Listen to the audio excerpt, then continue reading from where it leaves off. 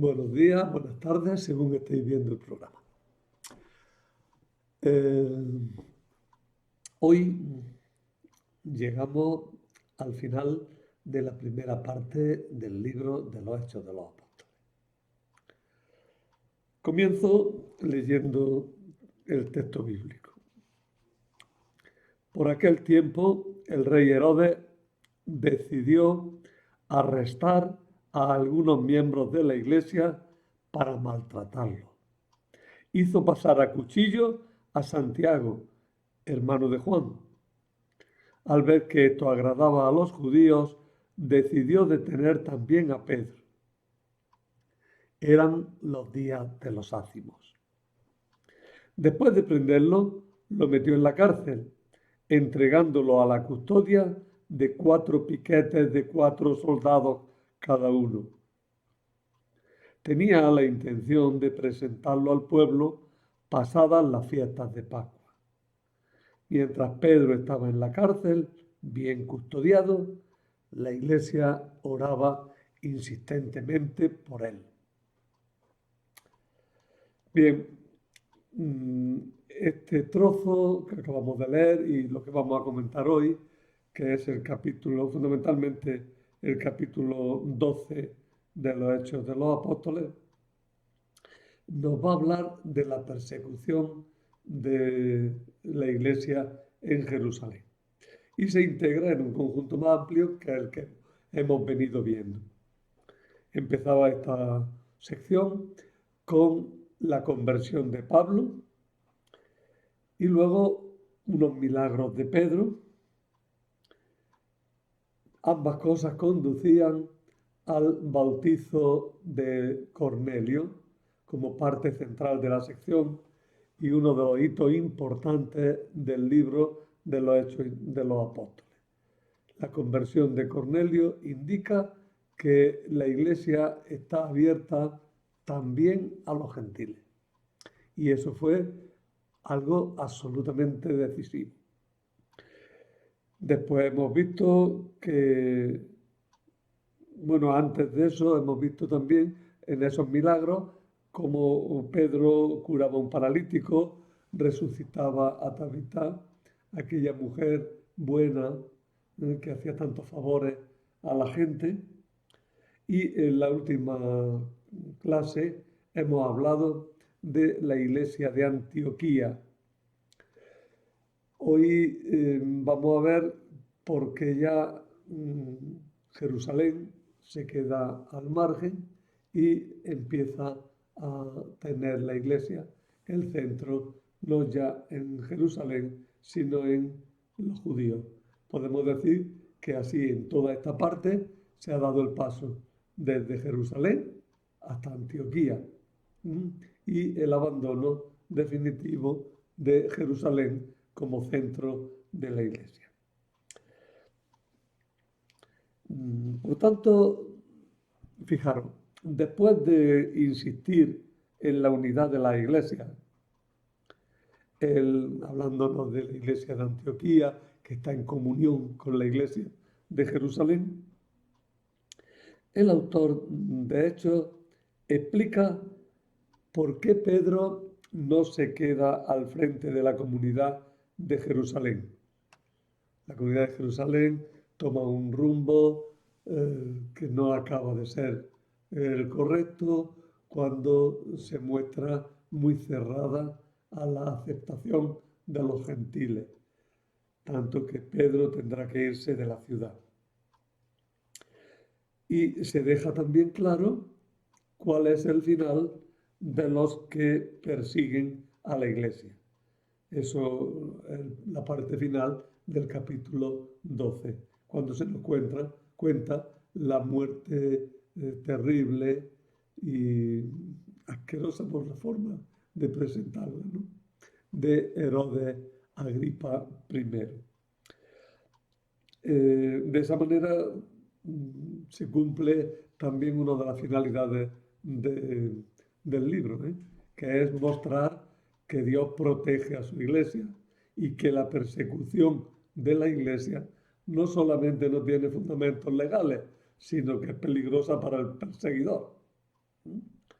Porque el perseguidor se está cerrando a Dios y de esa manera, pues, se está cerrando también él mismo a la salvación. Se van a presentar los personajes que van a intervenir en lo que sigue y se nos va a decir que la Iglesia sigue los pasos de su fundador. Lo mismo que Jesús niño fue perseguido por Herodes, la Iglesia también fue perseguida por otro Herodes, en este caso nieto del primero. Y más adelante se dice que estamos en la Pascua. También Jesús murió en la Pascua. ¿Veis? Los paralelos entre la Iglesia y Jesús son cuidados y son pretendidos. Hoy vamos a hablar va a salir bastante un personaje que es Herodes Agripa I.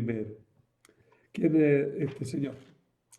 Bueno, su nombre completo era Marco Julio Agripa Herodes, o simplemente Herodes Agripa I. Como veis, el nombre es romano, Marco Julio Agripa, pero tiene un final que es judío. Judío, aunque no muy perfecto, pero judío al fin y al cabo. Herodes. Este señor, a quien se le conoce como Herodes Agripa I, era hijo de Aristóbulo y Berenice. Aristóbulo era hijo de Herodes el Grande. Era uno de los dos hijos de Mariamne, que era de la familia de los Asmoneos. O sea que Herodes Agripa era el heredero de la familia Asmonea. Era el heredero legítimo del trono de Israel que apoyaba su legitimidad en la sublevación de los macabeos. Los judíos no reconocían en el fondo la legitimidad total del reino de los asmoneos, sino que la legitimidad verdadera estaba en el reino de David. Pero a ver quién iba a restaurar ahora el reino de David, ¿no? El cristianismo aparece como un intento de restauración del reino de David, pero adquirirá unos valores muy distintos de los verdaderamente políticos. Por tanto, Herodes Agripa es hijo de Herodes y es nieto de Herodes y Mariamne, hijo de Aristóbulo y su hermana y su mujer Berenice, nieto, por tanto, de Herodes. Pero había vivido desde pequeño en Roma, donde fue adoptado por Marco Agripa, que le da su nombre, y se integra de esa manera en la familia imperial. Marco Julio. ¿eh? Marco Julio Agripa. Julio es por Julia, la mujer de Marco Agripa, la hija de Augusto, ¿no? O sea, Herodes Agripa es un joven que está integrado en la familia imperial romana, pero es judío, por Herodes, nieto de Herodes y legítimo heredero de Herodes. Su vida fue una novela de aventura, pero una novela, Le pasó de todo y fue un hombre curiosísimo por todos los aspectos que pueda mirársele. Empieza siendo un perfecto romano y además un sinvergüenza total y acaba siendo un piadoso judío y finalmente es un blasfemo que muere castigado por su blasfemia. Fijaros toda la tragedia de la vida de Herodes que se va a desarrollar en los más diversos escenarios. Por eso lo encontraremos en Roma, en Alejandría, en Alejandría de Egipto, donde fue además un día brutalmente abucheado y tuvo que pasar una gran vergüenza. Y luego después también con su tío Herodes Agripa, no Herodes Antipas, no confundamos Herodes Agripa, que es del que estamos hablando, y Herodes Antipas, que es el que mató a San Juan Bautista y el que estuvo activo en la pasión del Señor, cuando Pilato le mandó el Señor, ¿verdad? Bueno, no confundamos, por tanto, Herodes Antipas, que es el de Galilea, con Herodes Agripa, que es este señor que es romano, pero que va a llegar a ser también rey de Judea. Digo que su vida fue una novela de aventuras por su intriga, prodigalidad y por los conflictos por deuda que le llevaron de un lado para otro constantemente, siendo incluso encarcelado en más de una ocasión por deuda. Y una ocasión fue encarcelado por una indiscreción, porque por ganarse a Calígula, que era su amigo, pues dijo, ¿qué gana tengo que se muera tu tío Tiberio para que seas tú el emperador? Y se lo contaron a Tiberio y Tiberio no le hizo ninguna gracia y lo hizo encarcelar. Y luego cuando Tiberio murió, Calígula liberó a Agripa y dicen que le regaló una gruesa cadena de oro para compensar la cadena de hierro que había llevado por su culpa. Fue, como veis, un hombre muy relacionado y amigo incluso, porque con Tiberio antes de este incidente fue verdaderamente amigo. Fue amigo de Tiberio, de Calígula y finalmente de Claudio, que según dicen algunos le debía la corona imperial. Si leéis la novela famosa de Robert Graves, Claudio, yo Claudio y luego Claudio el Dios y su esposa Mesalina, veréis que el segundo tomo empieza precisamente cuando Claudio toma el imperio gracias a un discurso de Herodes en el Senado. No olvidemos que los Herodes eran ciudadanos romanos, pertenecen, por eso tenían sitio en el Senado incluso. Entonces Herodes Agripa habría defendido a Claudio. Claro, Claudio en compensación pues le hizo innumerables favores, aunque también alguna vez lo ató corto, porque cuando Agripa quiso reconstruir las murallas de Jerusalén, le mandó un recado diciendo, estate quieto, no hagas las murallas. Y cuando Agripa quiso reunir a los reyezuelos de la zona para tener una especie de conferencia política entre ellos, ahí sí ya Claudio se enfadó y le dijo, mira, o corta eso o meto las tropas. Amigos lo que quieras, pero tontería de independencia total ninguna. Ninguna. Calígula le concedió el título de rey y poco después fue recibiendo territorios hasta que gracias a Claudio llegó a reinar sobre toda Palestina y las regiones limítrofes del norte. Fue el rey de Israel y Palestina y de Judea que tuvo más territorio en toda la historia. Tuvo más territorios que el mismo David, tuvo más territorios que Herodes el Grande.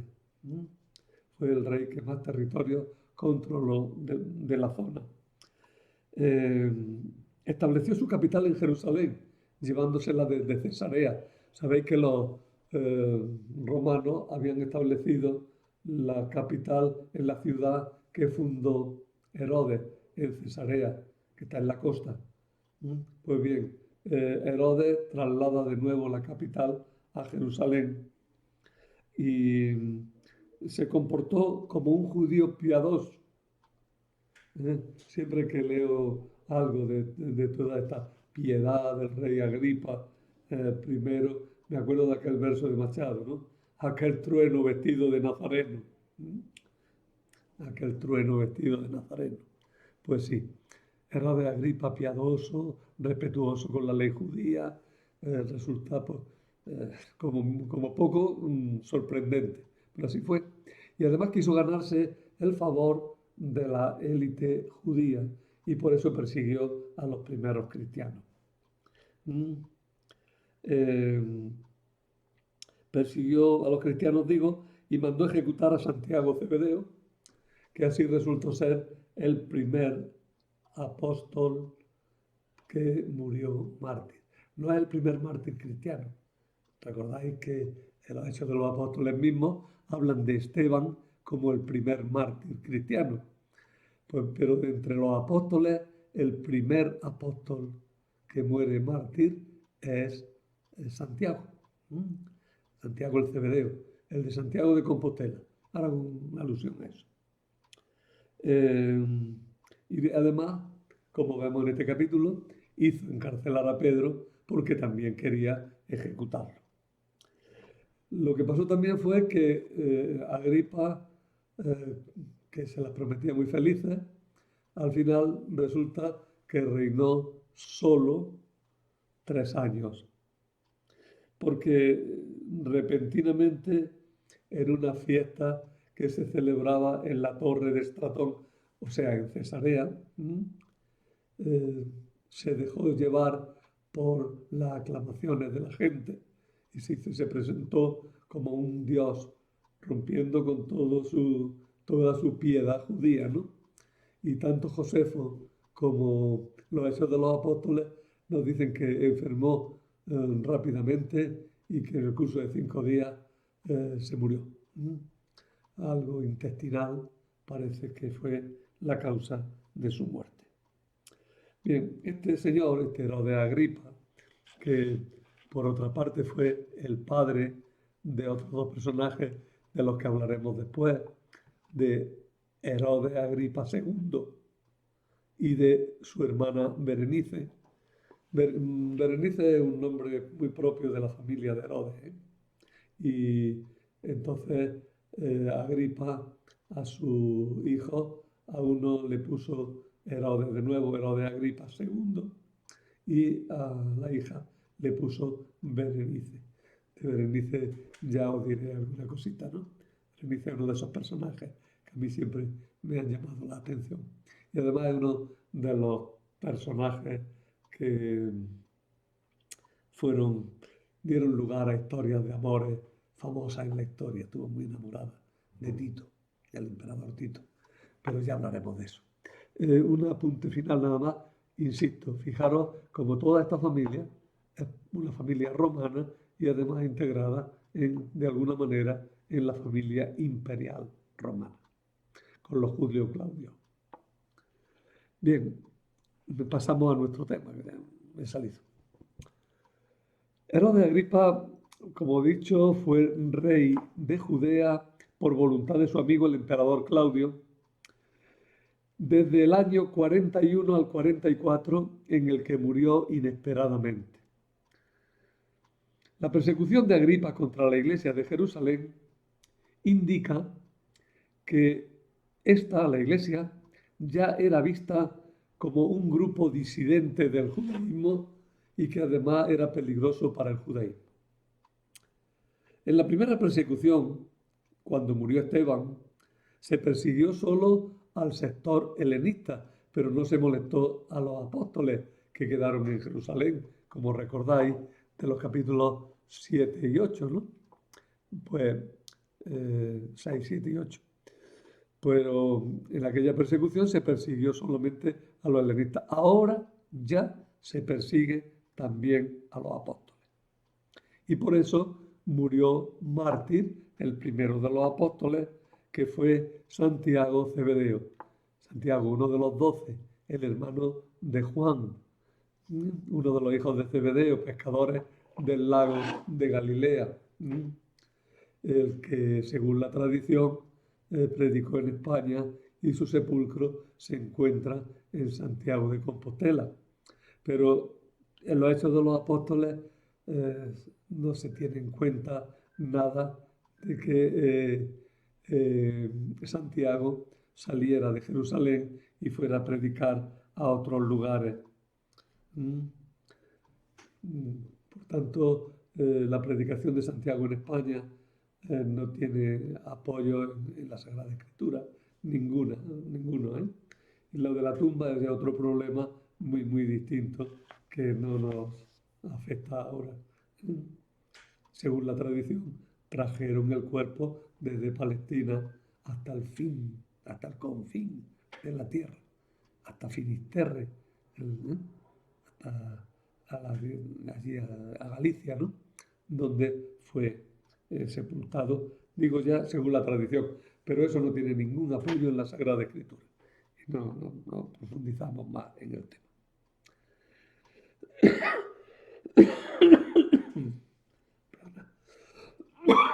Perdona, que es que me quedo sin habla. De Jerusalén, bueno, la persecución, como he dicho, ya va contra los jefes de la iglesia. De Jerusalén se tuvieron que ir también los profetas cristianos. Se dice que un profeta llamado Agabo salió de Jerusalén y bajó a Antioquía. Ya dije el otro día que en la iglesia también hay apóstoles. En la iglesia cristiana no solamente hay apóstoles, sino que también hay profetas y maestros, ¿no? Si Israel había tenido profetas, la iglesia no es menos y tiene sus profetas. Aquí el profeta se nos muestra haciendo predicciones, anuncios de cosas que van a pasar. Pero la misión del profeta, no lo olvidéis, no es fundamentalmente anunciar el futuro, sino hablar en nombre de Dios. No olvidéis eso, porque el Nuevo Testamento mismo ya empieza esa tendencia a hacer del profeta el anunciador de cosas futuras. Cuando en el Antiguo Testamento y bueno, también en el mismo Nuevo, la figura del profeta es mucho más compleja. Y sobre todo es importante porque habla en nombre de Dios. Habla del presente, juzga el presente. Y ese presente se hable al futuro. ¿eh? No veáis nunca al profeta como un mero adivino. Es insuficiente, totalmente insuficiente. Bueno, pues el autor de los Hechos de los Apóstoles nos muestra que el ambiente de Jerusalén se está haciendo irrespirable para los cristianos. Tienen que irse los apóstoles, tienen que irse los profetas que allí viven. Al final veremos que Pablo allí es apresado. El ambiente de Jerusalén se hace irrespirable para los cristianos y el centro del cristianismo pasará primero a Antioquía y luego a Roma. Se nos narra la prisión, en el capítulo que estamos comentando, se nos narra la prisión de Pedro. En la tarea os ponía que volvierais a leer los capítulos 3 al 5 del libro y veríais, para que vierais cómo la prisión de Pedro se narra de diversas maneras, pero da como una especie de tufillo de que es una sola vez que se cuenta de varias maneras, ¿no? De todas maneras, aquí tiene mucha importancia porque delimita una situación. La iglesia está siendo perseguida y está siendo perseguida en su cabeza. Pero lo que más importa no es ni siquiera que la iglesia sea perseguida. Lo que más importa es que Dios protege a su iglesia aún en medio de las peores dificultades. Además, se quería afirmar, como ya hemos dicho varias veces, esa necesidad que tuvieron los apóstoles de dejar Jerusalén. Sobre todo Pedro se irá de Jerusalén, lo veremos en Antioquía. Ya comentábamos el otro día que Pedro en Antioquía tuvo una función importante y que de allí luego saltaría a Roma. Pero en los Hechos de los Apóstoles no se nos habla del salto de Pedro a Roma. En Antioquía sí lo encontramos. Y también San Pablo hablará de que en Antioquía Pedro chocó con Pablo. Bueno, la expresión que se usa cuando se detiene a Pedro diciendo que Herodes lo había detenido para presentarlo delante del pueblo, indica que lo que pretendía Agripa, ese presentarlo delante del pueblo, que lo que pretendía era juzgarlo públicamente, pero en un juicio en el que ya estaba condenado de antemano. Un juicio que necesariamente tenía que acabar en condena. Era una presentación. era como una exposición pública de lo que se quería juzgar. Eh, la intención de Herodes era ejecutar a Pedro en público con la máxima notoriedad para agradar a los judíos, dice, ¿no? Es decir, ya la iglesia está en una tensión demasiado fuerte con la sinagoga. Ya hay un choque frontal entre dos grupos de judíos, en el fondo, ¿eh? El grupo de judíos que ha aceptado a Jesús y el grupo de judíos que no ha aceptado a Jesús. Que por otra parte ambos se consideran los legítimos herederos de Israel. Porque el autor de los Hechos de los Apóstoles insistirá, los verdaderos judíos somos los cristianos, porque somos los que hemos continuado la dinámica de las promesas de Dios que se han cumplido en Jesucristo. Se dice que hay un montón de guardias custodiando a Pedro, ¿no? Dice que lo entregó a la custodia de 4 piquetes de 4 soldados cada uno. 16 soldados para encarcelar a Pedro. Es un prisionero importante, ¿eh? Un prisionero y además con no solamente 16 en pelotón, sino que son 4 piquetes, ¿eh? 4 grupos que cada uno tiene una función. O sea que Pedro está bien preso, ¿eh? No, con la fuerza humana no puede escaparse. No. Se destaca la imposibilidad de la escapatoria de Pedro. Y a la par se le da notoriedad al hecho. La mención de la Pascua, fiesta que se celebraba unida a los ácimos, es decir, Lucas casi siempre designa, tanto en el Evangelio como aquí en los Hechos de los Apóstoles, designa la fiesta como los ácimos, más que como la Pascua. Parece que en la época se solía decir más que era la época de los ácimos. Pero de todas maneras las dos fiestas van juntas. Navidad y Año Nuevo. Van juntas. La oración de la iglesia, bueno, eso indica que es muy pública la detención de Pedro, quiere ser muy pública la condena de Pedro y por otra parte está el paralelismo con Jesús, que también es detenido y ejecutado en Pascua. La oración de la Iglesia indica por otra parte que Pedro es reconocido como jefe en la comunidad y que la prisión acabará en liberación, ya que Dios escucha la oración de su Iglesia. Dios se hace esperar, pero acude en el momento preciso, cuando ya al día siguiente lo iban a ejecutar. Recordamos también el libro de Judith. La ciudad de Betulia fue socorrida precisamente cuando ya estaba a punto de rendirse. Se destaca así la incapacidad humana para la salvación y la absoluta libertad e iniciativa y poder divino. La repetición de las duras medidas de seguridad destaca fuertemente la necesidad de esa intervención divina para la liberación de Pedro. ¿Cómo es liberado Pedro? Vamos a ver. De nuevo se habla del ángel del Señor en el sentido de un enviado de Dios. Esa expresión, el ángel del Señor, es una expresión voluntariamente arcaizante. Es decir, se quiere hablar a la manera antigua. Como habla el libro de la Biblia en la traducción de los 70, ¿no? Sobre todo.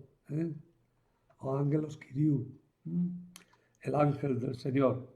Pero aquí ya no se le da aquel sentido que tenía en el Antiguo Testamento de lo visible de Dios en una aparición, sino que ahora se le da el sentido de un mensajero importante de Dios. Un mensajero de primera categoría de Dios.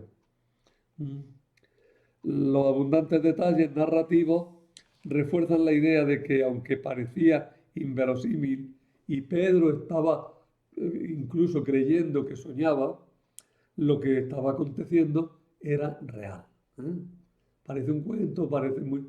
pero está diciendo el narrador, no está diciendo, es real. A pesar de que parecía imposible, Pedro se vio en mitad de la calle de pronto. ¿eh? Un ángel lo había puesto fuera.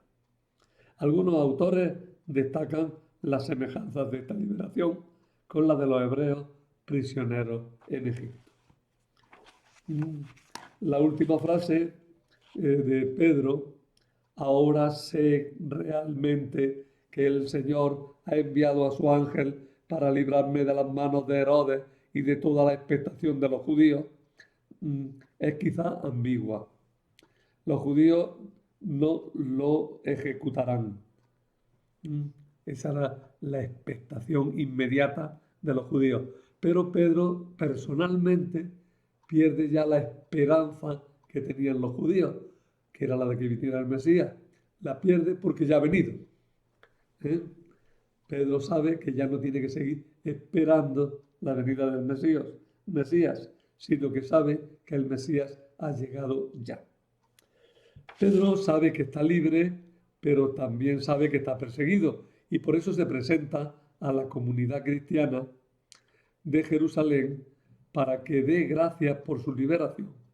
Pero al final tiene que irse de la ciudad, que es el punto a donde apuntaba todo el relato. Porque el relato, al fin y al cabo, lo que quiere decirnos es Pedro se tuvo que ir de Jerusalén. Cuando Pedro llegó a la casa de la madre de Marcos, donde se reunía la iglesia, no querían creer en su liberación. La escena un poco cómica hasta cierto punto, porque no le quieren abrir. Sin embargo, indica lo inesperado, lo que ha sucedido, lo inesperado. Ha sucedido lo que parecía que no podía suceder. Marcos debió tener cierta importancia en la primitiva iglesia. Aquí se le nombra por primera vez. Algunos han supuesto que en su casa estaba la sede de la primera comunidad.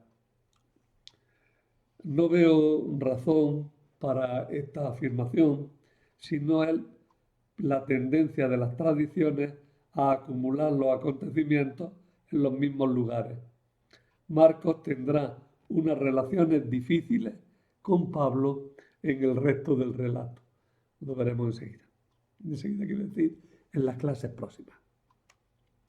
La mención de la sirvienta también nos recuerda el episodio de las negaciones, pero ahora Pedro es el que con su prisión está confesando a Cristo.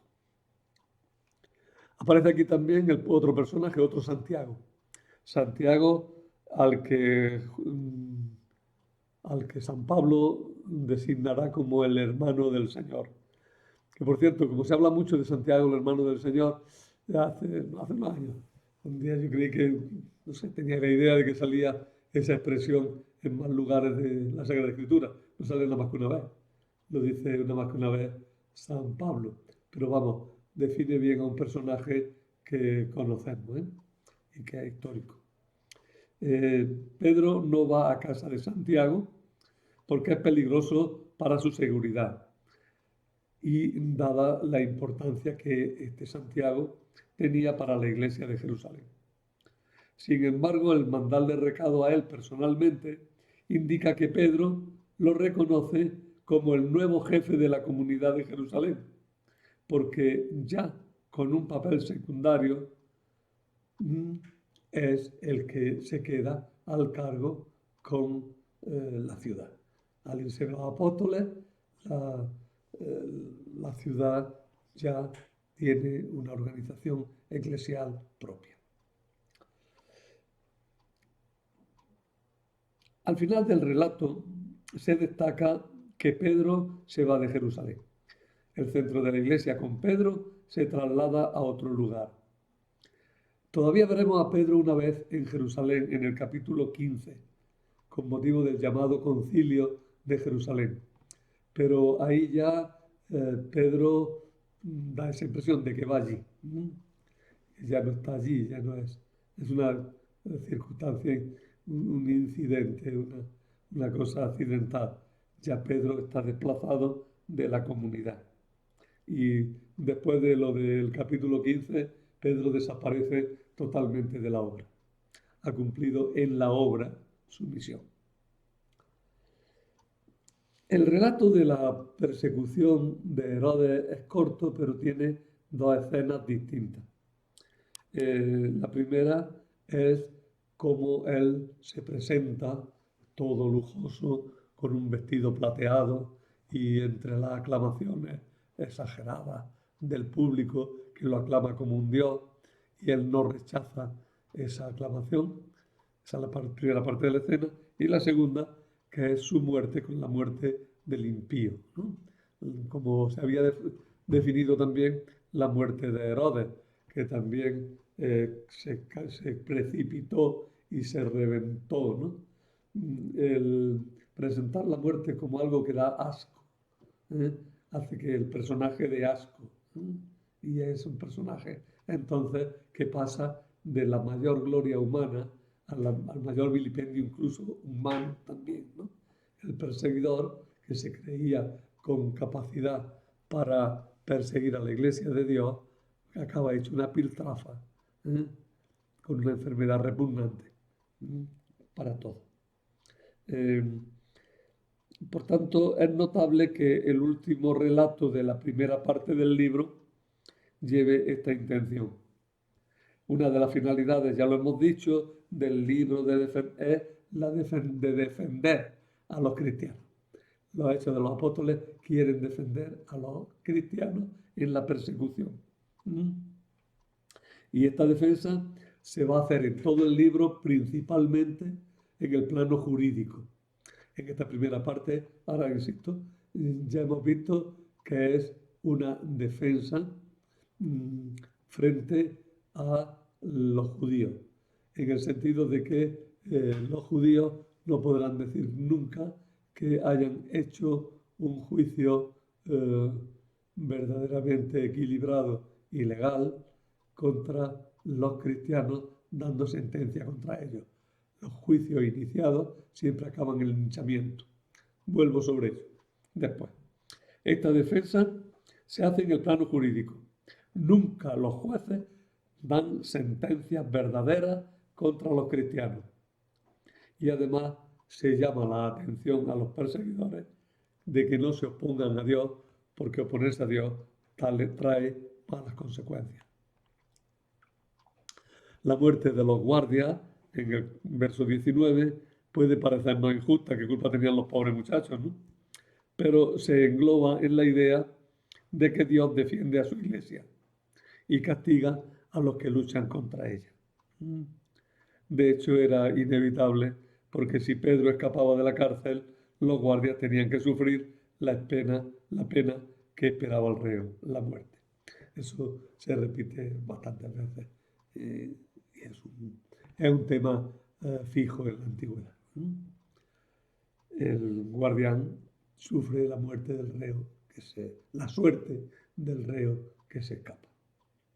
La muerte de Herodes Agripa se describe con los rasgos de la muerte de Antíoco IV, perseguidor de los judíos, en 2 Macabeos 9.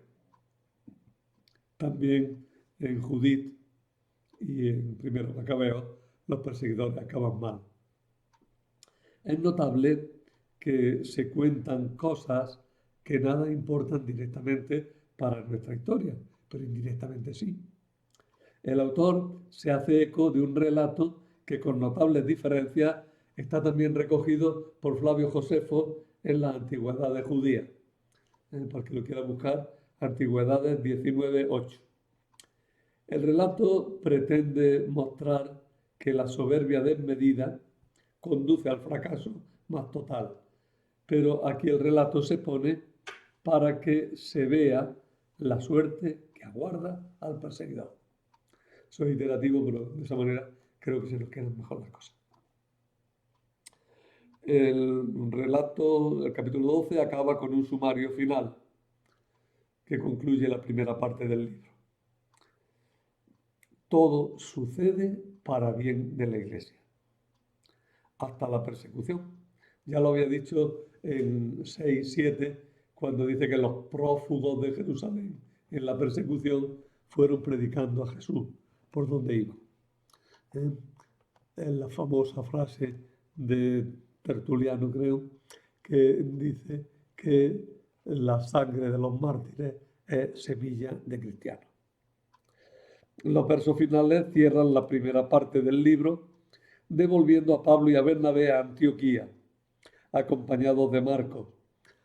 Al final del capítulo 11 se nos había dicho que Pablo y Bernabé habían sido enviados a Jerusalén con una colecta para ayudar a la iglesia. Pues bien, este capítulo que se mete entre medias nos dice que durante esa persecución Pablo y Bernabé habían estado en Jerusalén y ahora se van. Pero se llevan a este personaje, a Juan Marcos, en cuya casa se había reunido la iglesia y a donde fue Pedro, una vez que fue liberado, a comunicar que estaba libre, que había podido escapar.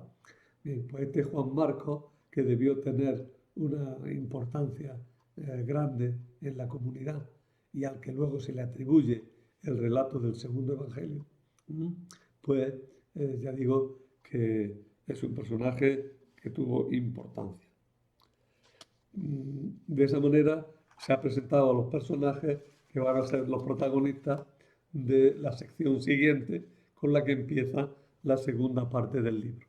Van a ser los que van a protagonizar la gran misión de los antioquenos por el sur y el centro de Turquía. Bueno, y ahora llegamos por fin al resumen y las conclusiones de la primera parte del libro.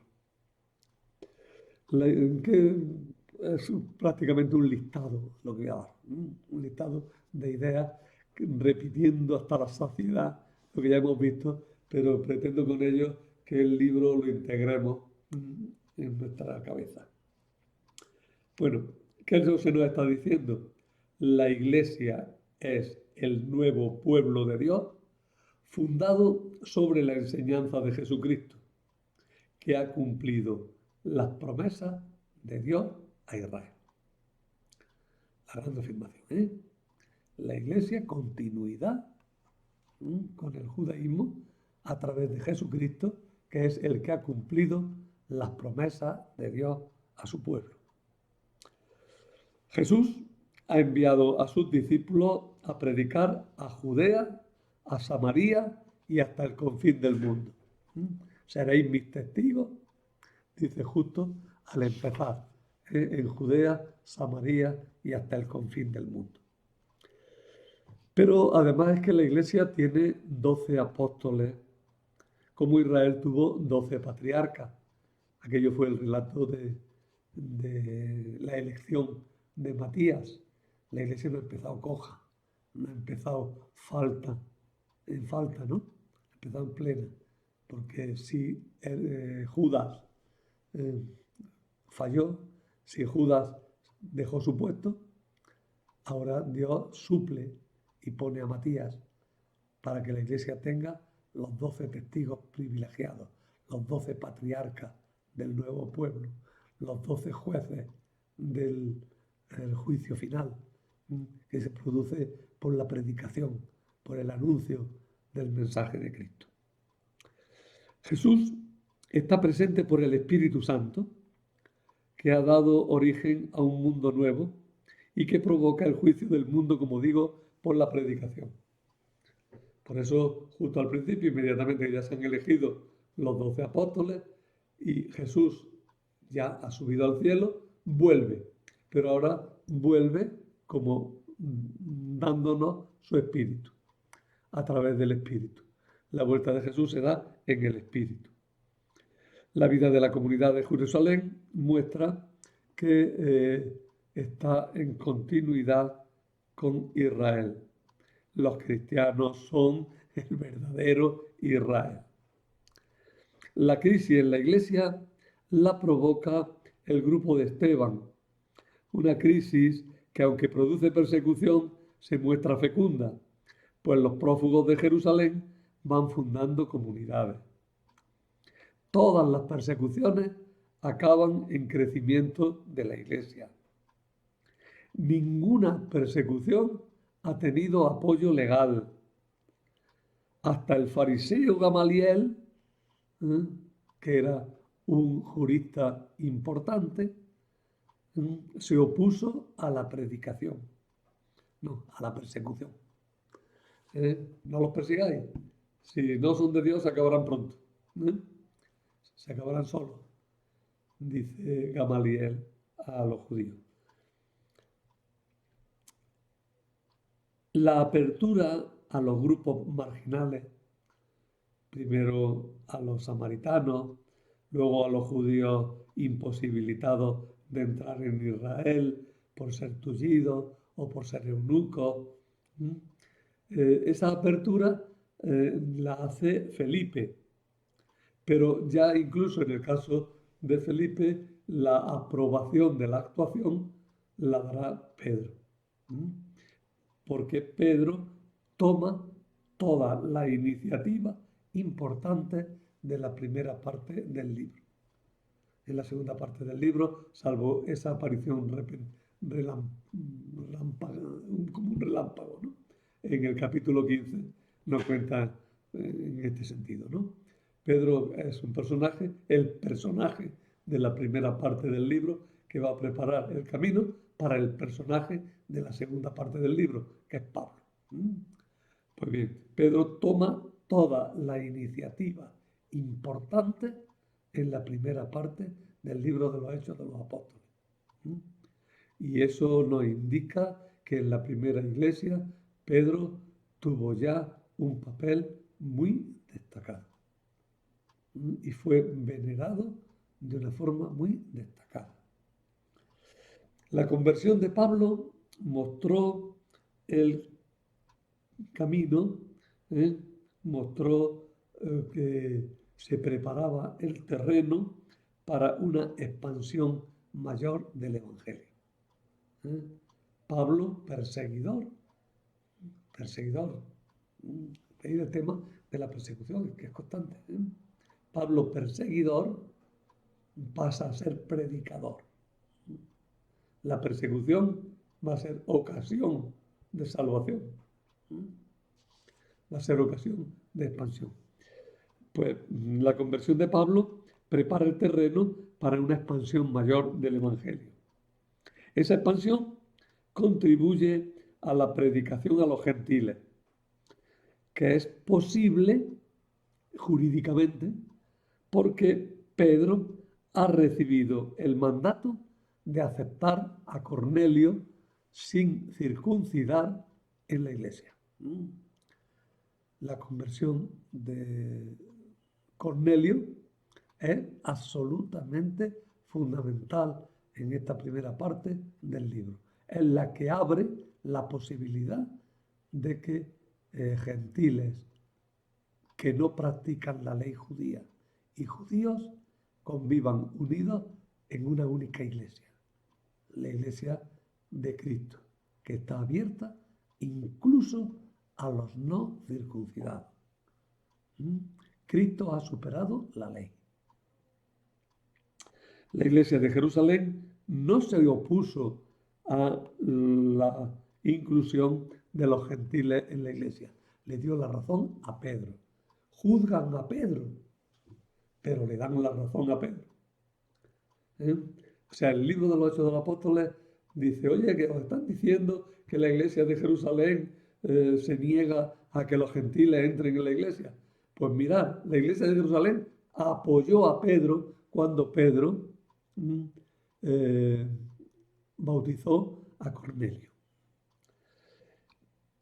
Por otra parte, Pablo también aparece en comunión con Jerusalén en sus inicios.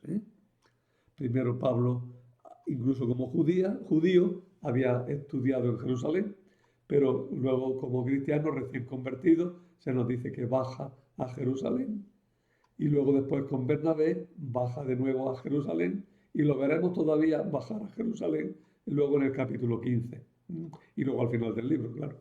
Pero Pablo de esta manera muestra que está actuando siempre sin romper la comunión con la iglesia de Jerusalén. Y por último, Pedro ha tenido que irse de Jerusalén porque esta ciudad mata a los profetas. El centro de la iglesia pasa a otro lugar. En primer lugar a Antioquía y después a Roma. Se han cumplido dos etapas del crecimiento de la iglesia, Judea y Samaria. Ahora nos queda ir hasta los confines del mundo, hasta Roma. Y ese será el relato de la segunda parte del libro de los Hechos de los Apóstoles. Como tarea, ya que terminamos, como tarea para el próximo día, vamos a ver los capítulos 13 y 14 de los Hechos de los Apóstoles. Vamos a ver toda la misión de los antioquenos, la vamos a ver en un bloque. Porque además de esa forma también ajusto un poco la temática del libro. Entonces, los capítulos 13 y 14 os los traéis leídos, bien leídos. Salen muchos sitios y muchos detalles. Procurar coger un mapa de los viajes de San Pablo y ver este primer viaje, los sitios por donde va pasando. Si os podéis informar un poco de esas localidades, vendrá bien para cuando luego después, el próximo día, hagamos la explicación. Y nada más. Espero que os haya servido esta charla.